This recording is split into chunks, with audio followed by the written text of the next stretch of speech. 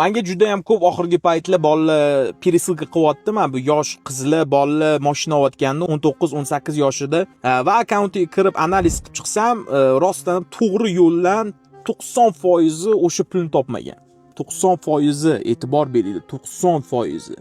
10% ni qaraydigan bo'lsak, hech naqa biznesi ham yo'q, hech narsasi yo'q bunday olib qarasa. Bilmayman, может offline biznesi bordir yoki otasi pul bergandir, onasi pul bergandir. Uni bilmayman 10%. 90% realni to'g'ri yo'l bilan pul topmagan. Iltimos, o'shnaqa blogerlarni ko'rib olib, o'zingizlarni haqingizda yomon o'ylamanglar. Sizlar to'g'ri yo'ldasizlar. O'zingizlarni ustingizda ishlaylar samый главный. Bo'sh o'tirmanglar. Ana o'shanda erishasizlar. 25 da erishasizlarmi, 30 da erishasizlarmi? Sizlar realni erishasizlar shu narsaga. Mashinaga, uyga, zo'r oilaga, Xudo xohlasa, samый главный bosib ishlanglar. Bo'ldi.